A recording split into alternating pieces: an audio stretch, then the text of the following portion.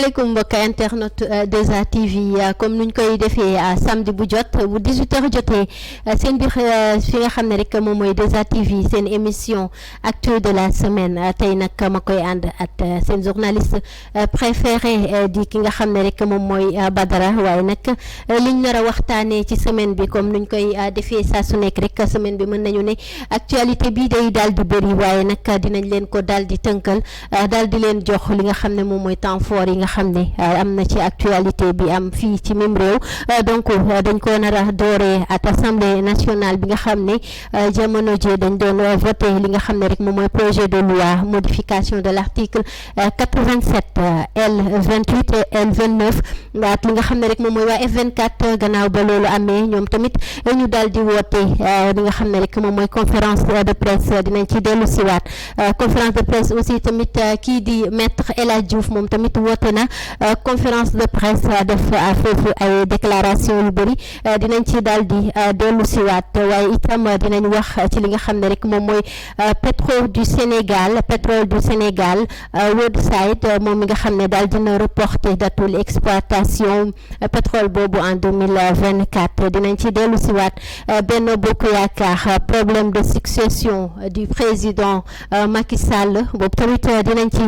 daal di dellu siwaat Assemblée nationale aussi amalaatoon nañu beneen plénière de la première section extraordinaire dinañ dellu ci waat ci li nga xam ne rek xewe woon na fa suppression de la CREI remplacée par pôle judiciaire financier loolu aussi tamit ci Assemblée nationale ba la amee woon dinañ ci dellu si lu ci mel ni aussi tamit réforme sur le parrainage booba tey tamit ci Assemblée nationale ba foofu la amee woon Yewwi Askan Wi dans la voie de dispersion ñoom nag jamono ji gis nañu li nga xam ne rek mi ngi fay am donc dinañ ci gën a xuus la marche de F24 interdite li nga xam ne moom mooy mouvement bi respecter li nga xam ne moom mooy décision préfet boobule yooyu yëpp dinañ ci daal di xuus ma ci ànd ak sama naataango moom mi nga xam ne rek jamono ji mën nañu ne moo téye li nga xam ne rek moom mooy 2A TV di Badara Ndaw Badara nuyu naa la. maa lay fay Sali di nuyu suñu mbokk internet yëpp am contentement tamit bu mag jàkkaarloo ak yow ci plateau bi ngir rek faram-fàcce lépp li nga xamante ne si moom moo fi gën a fës ci actualité de la semaine fii nii ci Sénégal. merci beaucoup Badara nuyu naa la bu baax a baax voilà comme ni ma ko waxee woon Badara tout à l'heure di résumé li nga xam ne moom lañ nar a waxtaanee mu mel ni assemblée nationale bi moo ci jiitu projet de loi modification de l'article 87 et li nga xam ne rek moom mooy L28 et L29 loo ñu ciy wax. mu nekk li nga xamante ne si nii gis nañ que d'après li nga xam ne mooy dialogue national bi parce que lépp foofu noonu la jógee ginnaaw bi ñu defee seen dialogue ba pare am na ay décisions yu fa daal di jël ba tax na kii di président de la république daal di jël lu ci mel ni projet de loi lenn rek projet de loi bu ñu ko waxee rek mooy li nga xamante ne si ni mu demee ba kii xam loi bi jógee na ci président bi la jógee mu yóbbu ko ci assemblée nationale su boobaa la ñuy wax li nga xamante ne si moom mooy projet de loi ci ginnaaw décision yooyu nag ci le président Macky Sall jëlee ay projet am ay yenn réforme yoo xam bëgg nañ ko amal ci constitution bi lu ci mel ni article 87 su ma juumul sax boobu moom léegi bokkatu ci parce que bokkatul ci li nga xam moom lañ ko war a boo dañ ci war a boole mais mu des L28 ak L29 mu nekk loo am solo mais man en personne quoi je vois pas l'importance bi parce que boo xool lu ci mel ni article L28 bi du moins moom ñu ngi fay appliquer li nga xamante ni si yan condition la nit ki wala mën a accomplir la war a mën a joxe pour bokkul def joxe candidature am quoi ci élection présidentielle yi man gisuma fa benn li nga xamante ni si jaar na muy ay modification yu ci mel noonu parce que il faut que ñu respecter suñu constitution bi li nga xamante ni si moom mooy charte réew mi ci lañ war a loolu gis nga constitution mooy réew mën nañ ni fii ak stableul réew mu du stable parce que lu fi waral lu ci bëri ay problème politique ay ñi nga xamante ni dañuy dem bay bëgg a bokk ci ay élection li koy waral yu ci ëpp yi la demee rek ay changement yi nga xam ne ñu koy amal ci constitution bi donc man ce que je dis ici li may wax foofu noonu mooy que ni ñu jéem ut constitution boo xamante ni si nii dañ koy bind benn yoon ñu teg ko durant boo xam ne dañ naan 50 ans wala ay at yu bari kenn du ko laal quoi ndax ñu mën a fàtte yenn kii yi j'espère que c'est mieux quoi après yow nga ne xaaral ma changer nu ma neexee parce que tamit loolu aussi war nañoo sóoraale askan wi waaye itam sóoraale aussi tamit li nga xam ne rek moom mooy suñuy constitution de Badara c'est ça quoi loolu la ci amoon lu may wax mun naa ni en tout cas ñu bu ñu ko mëneen fexee respecté parce que li ma wax sànq rek constitution moom mooy am réew jéem a bind constitution boo xamante ni si dañ koy régir ñun ñëpp ñu d'accord ci ñu ne durant 50 ans peut-être kenn du laal li nga xamante ni moom mooy boobule constitution mais bu fekk ñu ngi toog président bu ñëw xool li la arrangé nga def ko bon dina nekk li nga xamante ni si lu doy waar lay doon parce que man article yi ñu bëgg a changer yëpp am ci ay réformes man je vois pas l'importance quoi franchement d'accord il ne voit pas l'importance ci ñu modifier article yooyu le F24 daal di mën nañu ne sax gannaaw bi ñu waxee que ne article 87 bi dañ ko bëgg a modifier waa F24 daal di def benn conférence de presse bu fekkee am na foofu élément bu fekkee amul élément nag Badara nga daal di ñu rek jukkil li nga xam ne waxee nañ ko foofule ci li nga xam ne moom mooy mel ne sax boobu am na élément ñu daal di koy déglu te ñëwaat. li xewoon démb assemblée nationale jaaxal Sénégal yëpp ndax dañu defee woon ne président Macky Sall bu bàyyee affaire troisième mandat vraiment stress bi dina wàññeeku waaye dafa mel ni président moom ci stress la ñu bëgg a yóbbu ba février 2024. parce que président boo xam ne yow da ngay dem février luy sa yoon ci vraiment ay tripatouillage de la constitution moom dañuy xaar lépp ci moom ba mu des di changer constitution ci kuy dem février. kon ñu ngi féliciter vraiment député yi nga xam ne démb am nañ taxawaay bañ war a am muy député Benno Bokk Yaakaar ak député opposition ndax li wolof di wax mag du fecc yàlla naa dee ndax andi projet boo xam ne la ca ne woon mooy président saa yu ko neexee mu nangu seeni poste député te nga xam ne ñu ne buñ ko xasee ba jël voilà amoo benn garantie ne da ngay ñëwaat la ca ëpp chance sax mooy dootoo nekk député kon ñoom amoon nañ fulla ak fayda bu toll nii ñu indil leen loo xam ne lii méngoowul ak seen intérêt waaye méngoowul aussi ak intérêt réew mi ndax dafa doon li ñu naan une réforme bu ko defoon bu jàlloon déconsolidante de la démocratie ma fàttali ne président Macky Sall ci boppam moo indi woon loi boo xam ne bii day tere kenn mën a tas assemblée nationale ci giiru ñaari at loolu mooy indi aussi stabilité ci réew waaye bu fekkee ne réew moo xam ne saa yu président bi yeewoo rek xool kanamu député yi neexu ko mu ne tas naa assemblée ba moo kon kañ la ñuy liggéey te loolu xaaruñu ko ci président de la république président li ñuy xaar ci moom tey suma naataango yi dinañ ci waxtaan mooy mu bàyyi ñëpp doon candidat mu fexe ba réew mi dal mu libérer aussi sunu détenus yi loolu dina am ñu ci wax dinañ ci wax plus en détail mais ci point bii nga xam ne moom laa waroon a waxtaanee vraiment dañuy aussi gën a kañ suñu député yi dans leur ensemble parce que assemblée nationale assemblée réew mi la ku fa toog ngay opposition wala ngay non inscrit wala ngay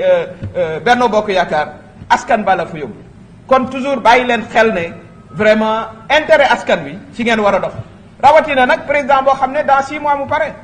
monsieur le président de la république yow affaire troisième mandat jeex na waaye bàyyil mandat jàmbur yi c'est pas parce que yow it amoo troisième mandat nga bëgg a nangu mandat wu jàmbur yi mandat wu député yi ñoom ñoo ko moom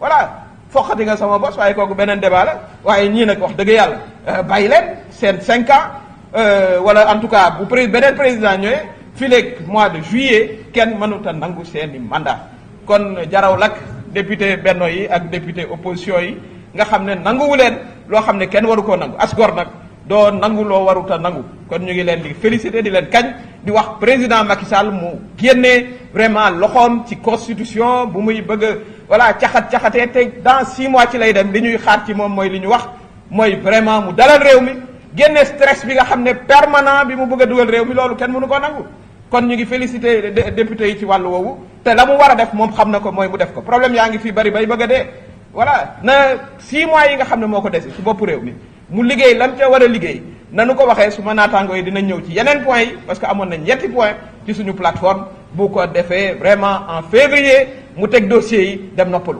waaye affaire constitution article 87 ak xaw ma beneen ban article kooku yoram newatu ci na bàyyi février kii ñëw ba juillet kenn mënta laal assemblée nationale bi bu ko defee ñu xool aussi fan la ñu war a jëmee. voilà mu nekkoon Aminata Touré moom nag di loon yëkkati kàddu ci conférence de presse bi nga xam ne waa mouvement F24 woote woon na ko Badara.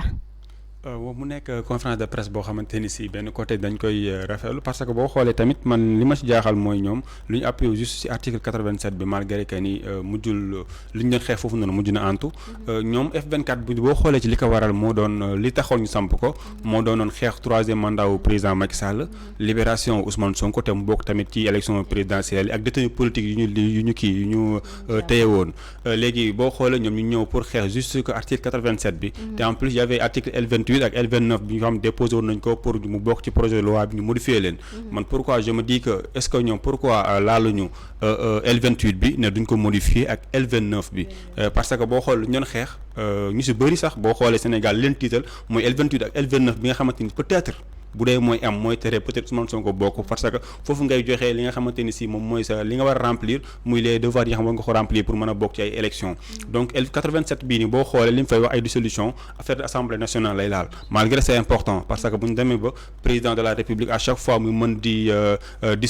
dissoudre assemblée nationale donc dafay nekk loo xamante ni lu doy waar la donc bu ñu ko xeexee tamit c'est normal mais le pourquoi boole wuñ ci li nga xam ne moom mooy L28 ak L29 bi nga xamante ni si peut-être ak li Sénégal yëpp jàpp boo xoolee moom mooy doon li nga xamante ni si peut-être bu ñu ko doon modifier kii di président Ousmane Sonko ci lañ koy tiitalee moom quoi man jàppoon naa ni te tamit dafa amul benn information su ma doon xeex en personne je me dis que ni jarul ñu koy laal constitution bi moo nekkul benn morceau boo xamante ni si nii à chaque fois président day ñëw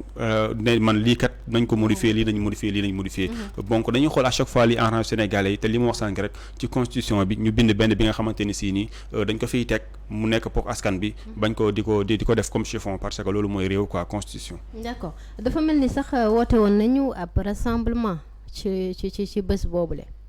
F24 il paraît woote woon nañ fi rassemblement mais boo xoolee suma juumul lañ ko daal di interdire léegi ñoom ñu daal di. dinañ fa ñëwaat. d'accord conférence de presse bi la ñu woote. rassemblement le 21 bi nga xam ne moom mooy démb. d'accord léegi foofu dinañ fa daal di dellu siwaat ba tey kii di maître El Hadji Diouf gis nañ ko moom tamit mu daal di def déclaration woote janook taskatu xibaar yi yëkkati na fa ay kàddu nag ci fan yu bëri ñu déglu rek quelques extraits daal di dellu siwaat. Moi j'ai pas besoin de voler de l'argent. En tout cas j'ai le minimum pour vivre. Machallah, pour mettre ma famille dans de bonnes conditions. lu may doyee xaalis boobu sama bàmmeel damay sonal kon lu ma fi jëlti moom ma ko boo dégg dóor la ay yar ba nga dee lakk la lu ko fi jar gars yi seen leen seen bàmmeel. Je reviens de Mouna comme des sardines on a été entassés avec nos tenues blanches, nos armales, coucher le soir, regarder des centaines de pèlerins comme s'ils étaient tous morts et alliés.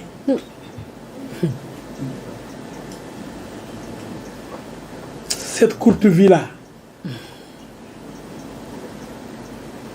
pourquoi vouloir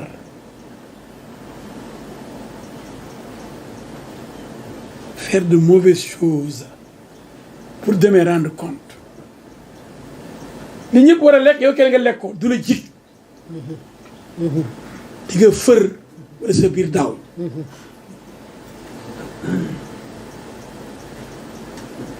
El Hadji Diouf da koy bëgg wala nga bañ ko ndax xëy na juba wala sa nit wala bëgguloo ko yaa xam waaye yàlla ma yàlla bëgg yàlla kontaan ci man naa nekk man kenn rek ñëpp bañ ma yàlla ma yàlla bëgg ndax dëgg ki ma nekk. Donc, en conclusion, vous avez aujourd'hui devant vous le meilleur candidat ayant le meilleur profil, le meilleur parcours, à la fois professionnel et politique, et même estudiantin.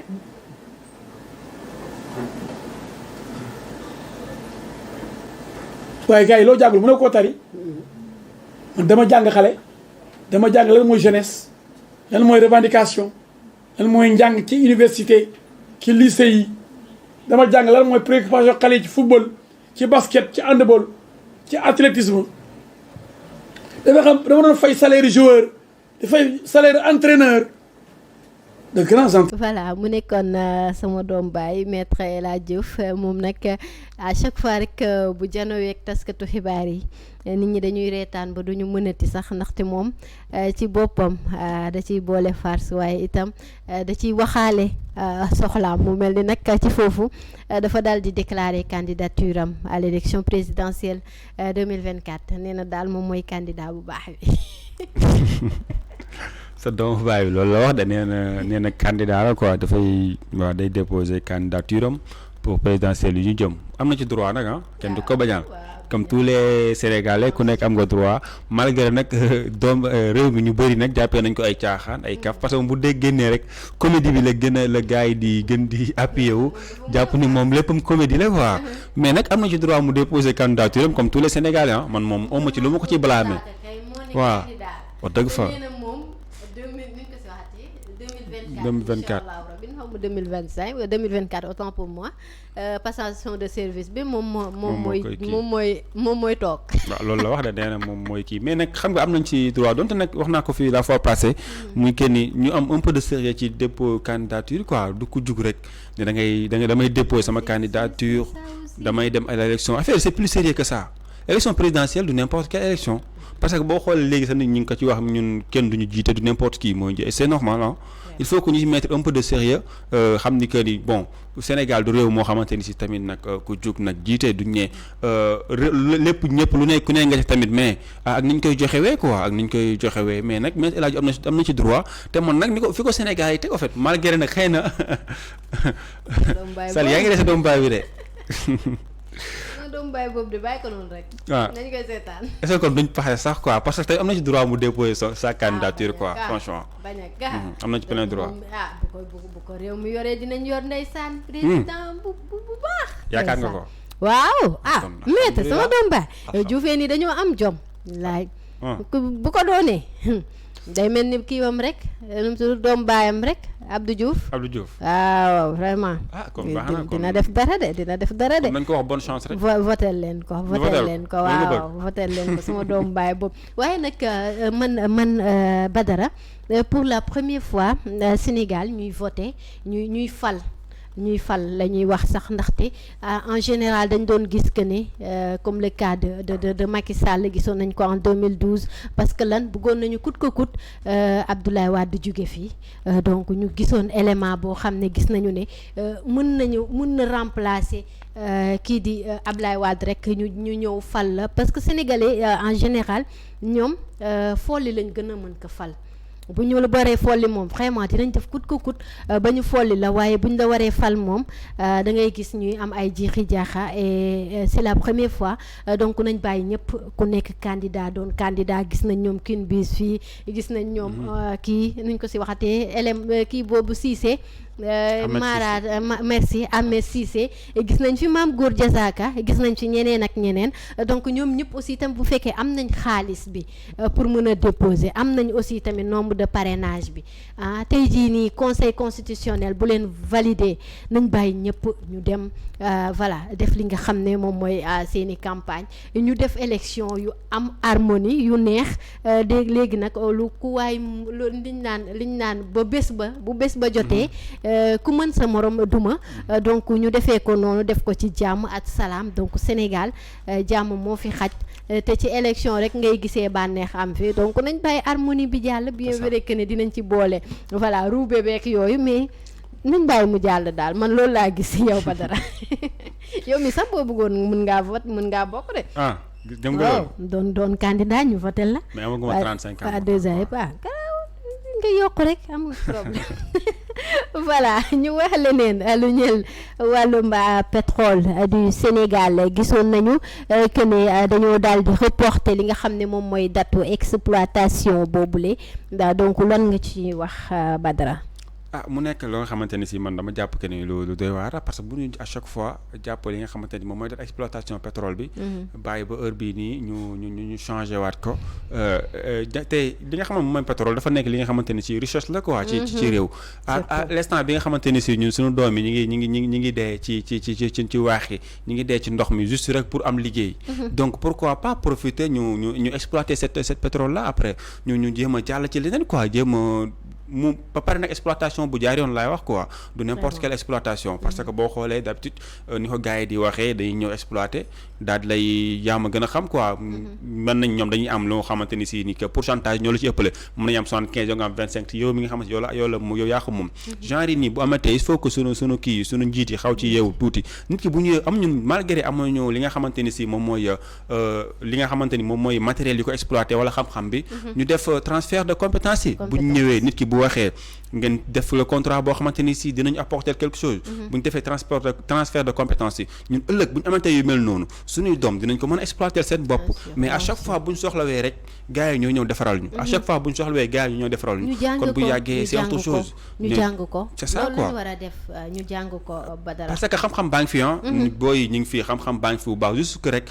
formation bi moo des jàng mi moo baaxul pratique bi amu ci surtout côté boobu noonu franchement war nañu ci jàppale bu baax tubaab bu ñu ñëwatee fii dañu defal ay exploitation wala lu mënti doon transfert de compétence bi xam-xam bi ñu bàyyil ñu ko fi mais mënuñu ñu à chaque fois kenn xamul suñu njiit ji la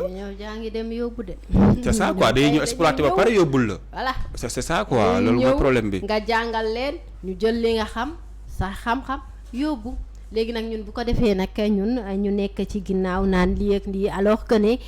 vraiment tey jii nii xam nañu ne Sénégal am na pétrole pourquoi pas les universités ñu jàng li ni mel ngir le fait que ñuy dem di ko wëri ji feneen foo xam ne ñeneen ñi dañuy dem ñu ñuy facturer pour ñu mun ñu koo defaral tamit suñuy doomu réew ñi nañ ko jàng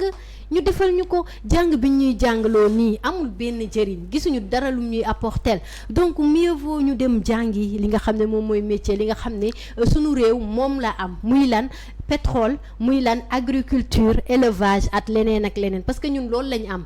donc loolu buñ ko jàngee je ne pense pas que ñuy dem à l'étranger di ko fa wuti donc pétrole bi moom xam naa ne balaa ma yegsi de doy na waar de doy na waar en tout cas doy na waar voilà Benno Bokk Yaakaar problème de succession du président de la République jamono ji Benno Bokk Yaakaar gis nañu voilà 16 yaa ngay jàll fu ne de gauche à droite mel ni marché Sandaga sax am na ordre c'est ça désordre total la quoi image yaa ngi noonu ngay gis mu nekk désordre boobu mag a mag ñu nemee ko ci li nga xamante ni si ni ñoom ñooy parti au pouvoir nee nañu ba pare am li man pour man li waru woon agsi fii xaw ma nag président Macky Sall dafa xam waxagul léegi wala mais man je crois pas que ni war nañ mën a am problème de succession le président l'avait dit bu ma waxee ne du ma bokk ñenn ñi nga xam ne ñoo bokk ci man duñu liggéey wala ñeneen ñi ku nekk mu ngay campagne di boppam donc du ma waxee ne dinaa bokk aussi mooy loolu mun na taal réew mi donc lii peut-être lii la doon daw mais nag waroon na mën a canaliser li nga xam ne rek moom mooy ay partem avant que muy dégénérer parce que lii yëpp li ko waral mooy waxul kan mooy candidat ku nekk di dundee yaakaar c'est ça quoi parce que boo xoolee mën nañu loolu la ciy bañ quoi bu ko defoon tamit ñu bari dinañ dem seen yoon ñii dootuñu liggéey ñii dinañ campagnal seen bopp peut-être moo tax déclaration candidature am boobu mu ñàkk a nekk candidature am boobu mu bàyyi ba mën nañu dernière minute mu doog ko wax donc nag li des muy candidat bi ko war a wuutu xëy na tamit loolu la ci bañ ba tax mu téye ko parce que dañuy jël exemple rek am na fi kii di boo xoolee Mimi Touré mën nañ sa cas quoi noonu la demee woon rek presque gisatul boppam ci affaire bi moo taxoon mu retiré woon quoi c'était ça donc peut-être moom loolu la ciy bañ mais lii nii sa du bon exemple quoi franchement du bon exemple du nekk loo xamante ni si peut-être sax bu doon yeneen parti la lu may wax waa koñ ba waaw lii nii vraiment mën nañ ni défaite la ci ñoom quoi défaite la bu mag a mag te si ça continue comme ça bu ñu demee bi présidentielle dinañ am lu leen bari trop opposition bi mi ngi leen di ree de ndax jamono ji moom moment bi ñu toll dañoo war a def say je pense que sax président bi loolu la leen doon wax keroog bi mu woowee ñi nga xam ne ñoom ñooy maire yi ne leen ku nekk na dem sa gox te nga dajale say mbooloo donc cela veut dire que ne message la doon lancé ci li nga xam ne rek moom mooy xew jamono ji ñu gis image yoo xam ne vraiment gars yi challenge sax lañ ko mujjee woon def ndaxte xeex boo xam ne gisuñu ay militants yoo xam ne xiiroo beeg ŋaayoo bi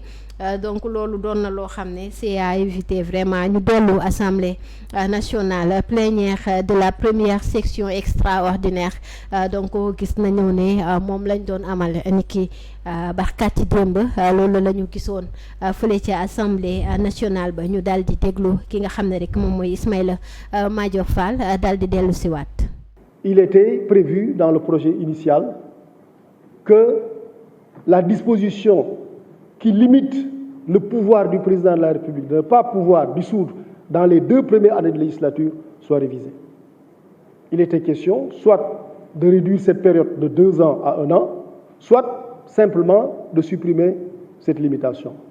Mais justement, voilà une révision, et j'y reviendrai tout à l'heure d'ailleurs pour toute la révision,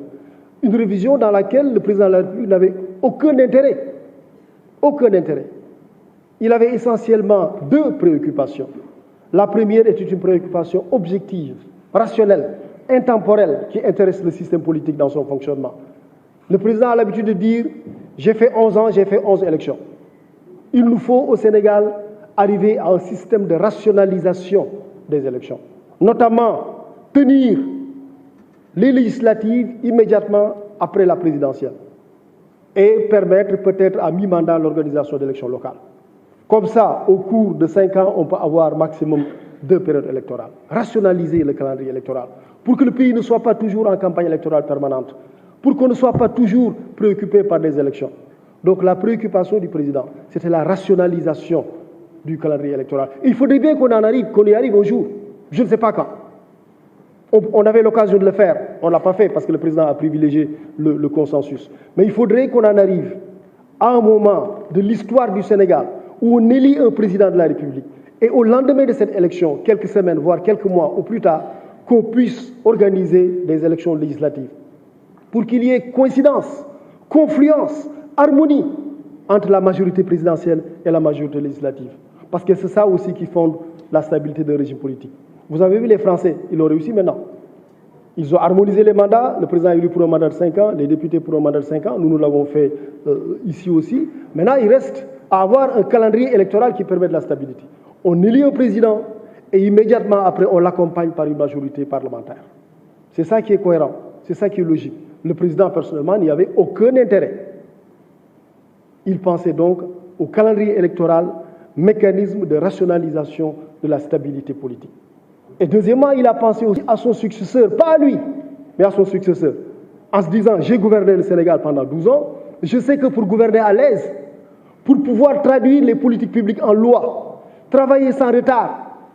et aussi redouter que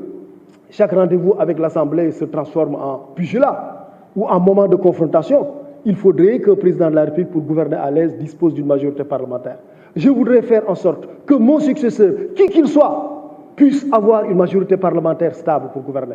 Voilà une réforme sans conflit d'intérêt, sans intérêt personnel. Le président l'avait fait. Voilà mu nekkoon Ismaïla Madior Fall feel ci assemblée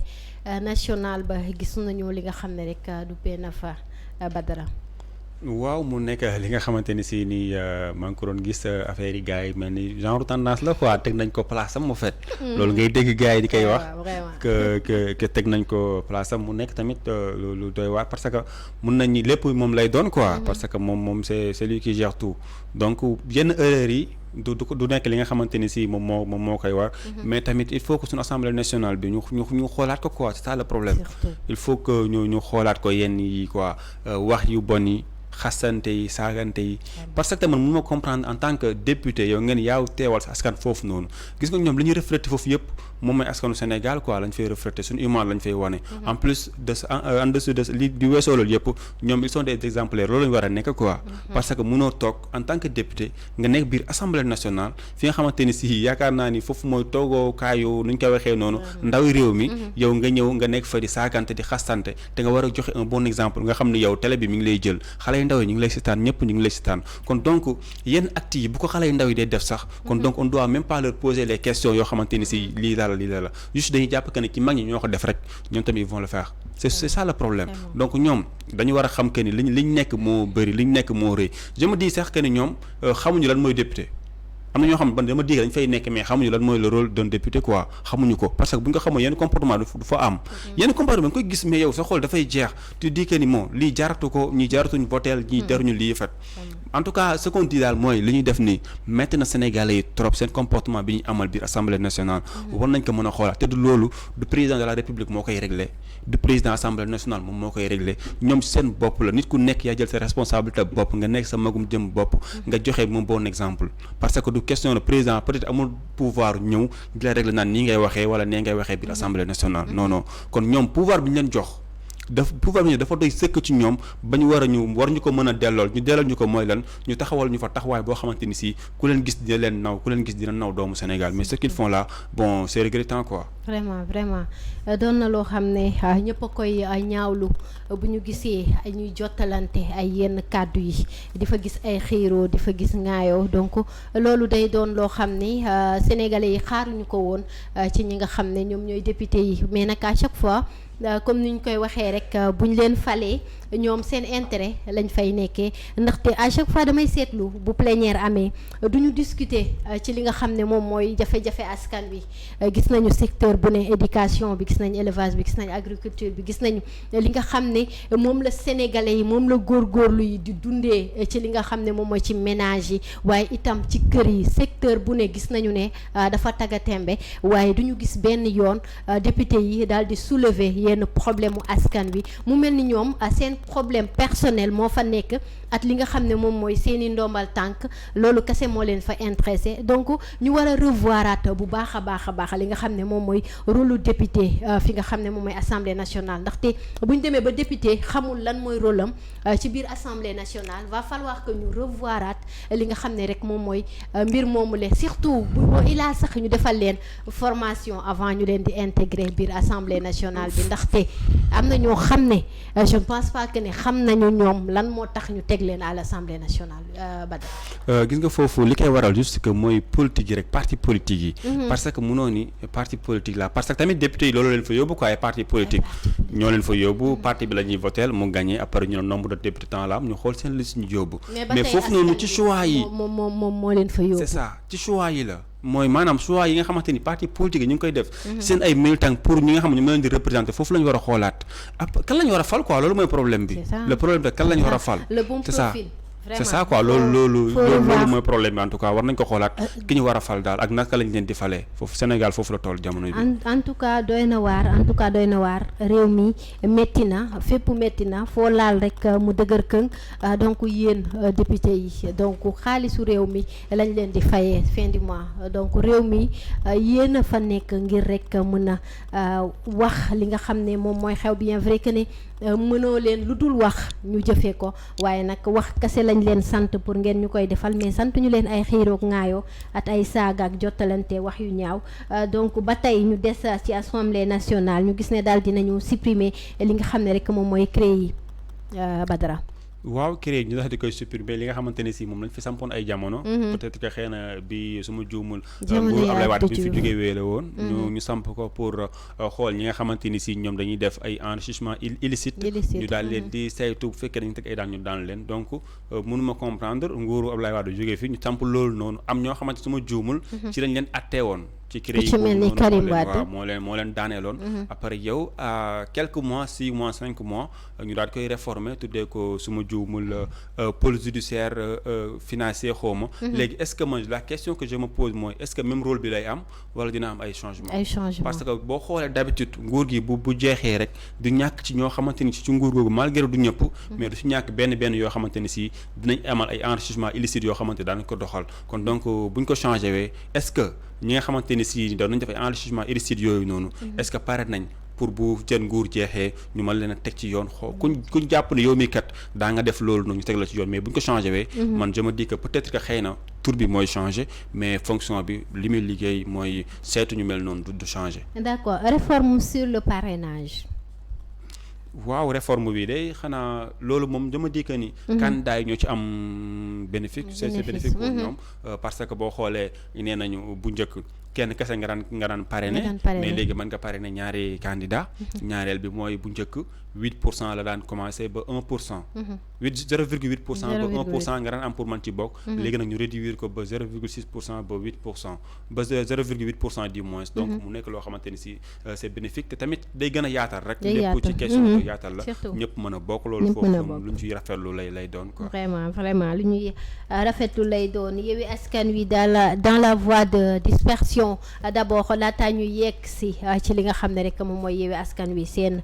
problème bi ñu am jamono ji gisoon nañu li nga xam ne ñoom ñooy leader groupe parlementaire yi ñoom defoon nañu ab conférence de presse ñu daal di suivre li nga xam ne rek moom lañ fa waxtaanee te dellu si waat. Pays là que tous ceux qui entourent le président Macky Sall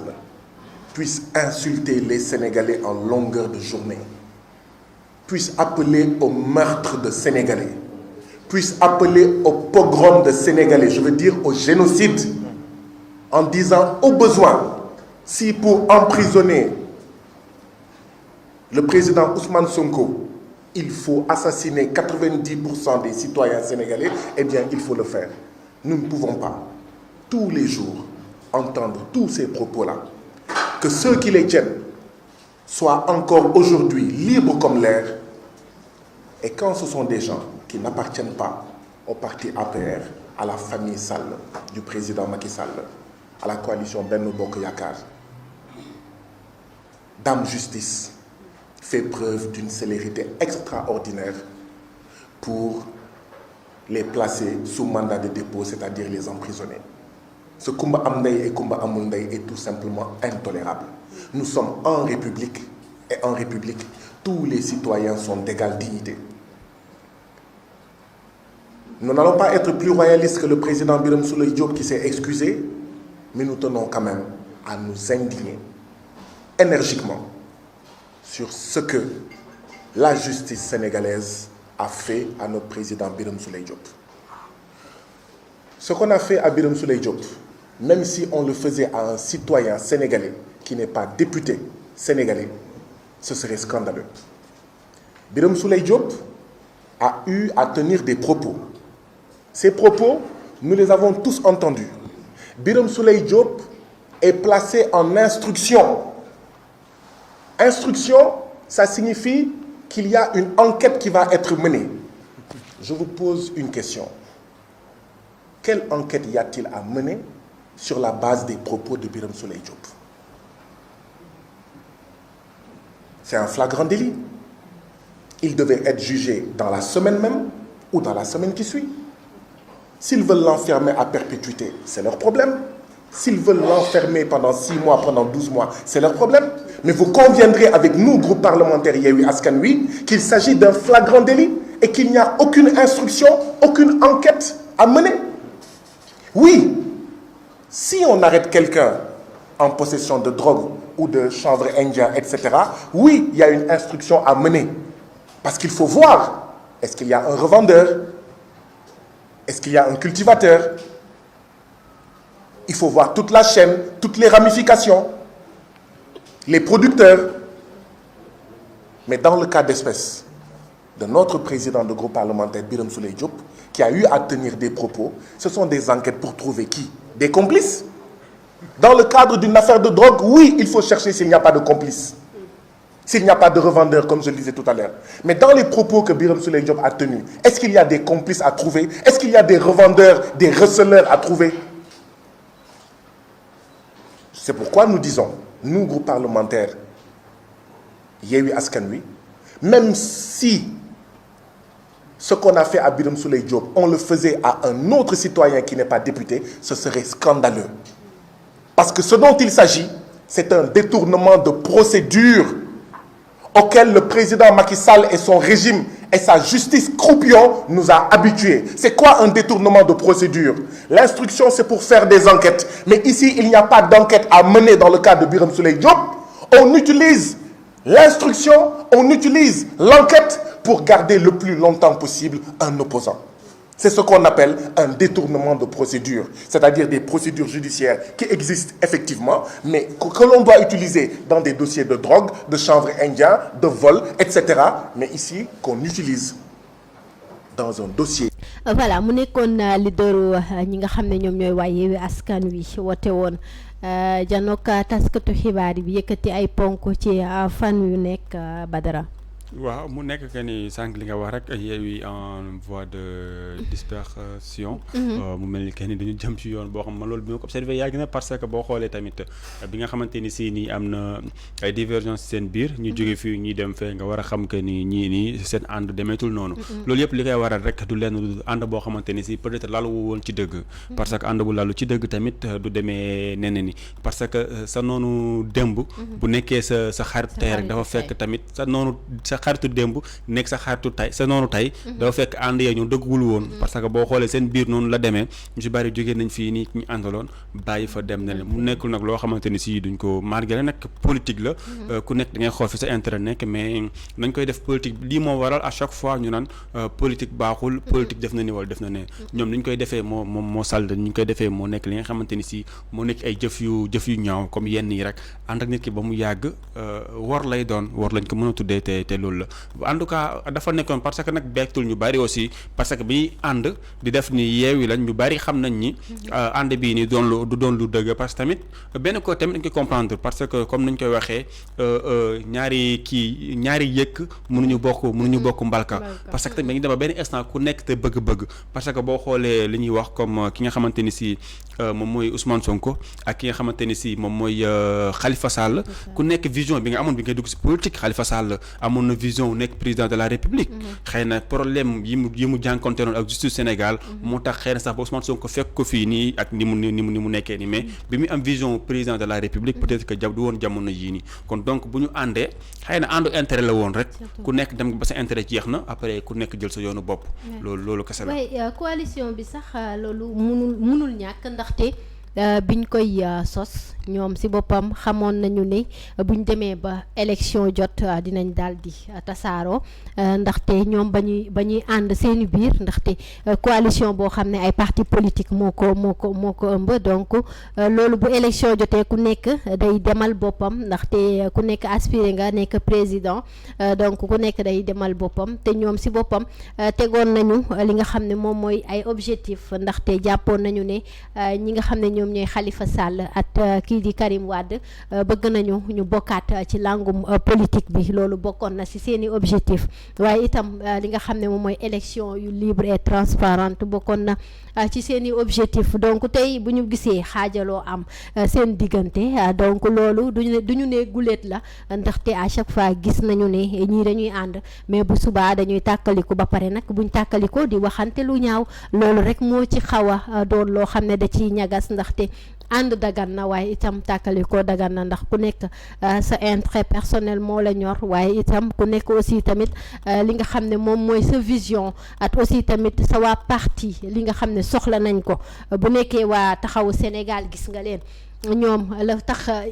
ñagas bi am entre ñoom ci Yewwi Askan Wi mooy que ne li tax ñu dem ci dialogue boobule te dialogue bi gisoon nga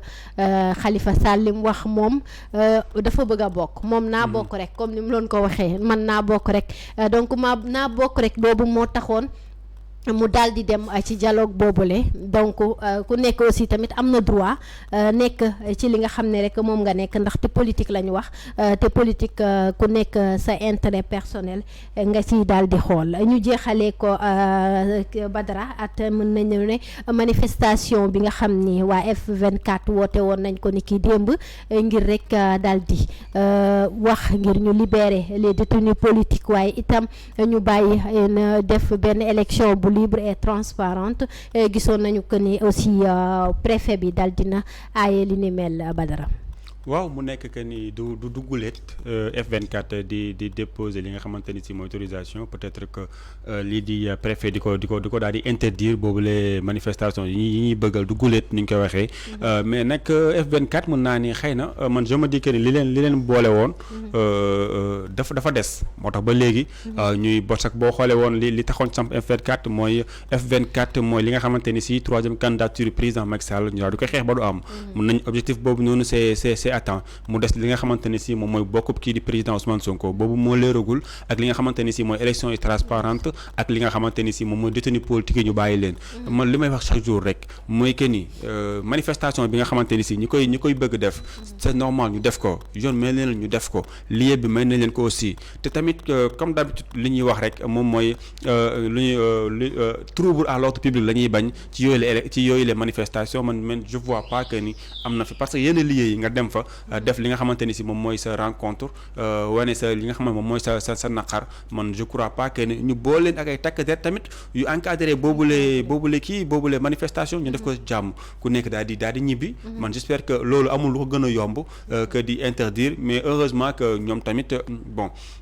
daal dinañ respecter boobule décision mu nekk tamit loo xamante ni si ni c'est à saluer parce que moo gën di forcer def yoo xamante ni si parce que malgré que ni seen ay objectifs ñu ngi koy atteindre nànk dem nañ ba président de la république daal ne moom du nekk candidat président Ousmane Sonko moo des pour ñu bokk te j'espère que leen dese si ay revendication jàpp naa ni boobu moom moo gën a nekk bi nga xamante ni si bu mag la te am nañ yaakaar que tamit xëy na dinañ bàyyi ñëpp daal di bokk président Ousmane Sonko daal di bokk candidat yi déposé yëpp ñu bàyyi leen ku ci dem ba parrainage boo mënee jàll nga jàll boo mënul jàll ñu xam ni du président Macky Sall moo la téye du ministère moo la téye du kenn mais yaa téye sa bopp parce que yaa amul li nga xamante ni si moom mooy nombre de parrains yi tax ñu kii la kon yoon la téye bu ñu àggee foofu nag ñu war a téye ñu téye leen ñu warul téye ñu bàyyi leen ñu dem élection transparente et libre nu ñu ko waxee et démocrate aussi Sénégal nekk ci jàmm ñu retrouver waat la paix xam nga ñu continuer daal j'espère que loolu c'est le mieux. surtout mu doon loo xam ne rek gis nañu communiqué bi nga xam ne waa F24 def nañ ko ñoom ñuy xamal rek ne dinañ def recours ndaxte yoon moo leen may ñu def li nga xam ne moom mooy manifestation donc ñoom tamit wax nañ ne dinañ amal prochaine fois wala prochainement dinañ amal li nga xam ne rek moom mooy rassemblement ndaxte duñu jóg di woote rassemblement donc mu nekkoon li nga xam ne rek moom mooy actualité de la semaine bi nga xam ne indiloon nañ leen ko tey ci li nga xam ne rek moom mooy samedi bi donc Badara mu nekkoon mbégte may fegook yow li nga xam ne rek moom mooy plateau bi Badara bàyyi la nga tàggatoog mbokk internet. merci Sali mbégte la woon tamit pour man bu mag a mag bokk ak yow plateau bi ngir faram fàcce li fi gënoon a fës nañ ko waxee sànq rek li gënoon fës ci actualité de la semaine mu nekkoon contentement bu mag a mag bu ñu doon am di la jaajëfal bu baax a baax di jaajëfal tamit mbokk internautes yi di leen jox dig daje ba beneen incha allah.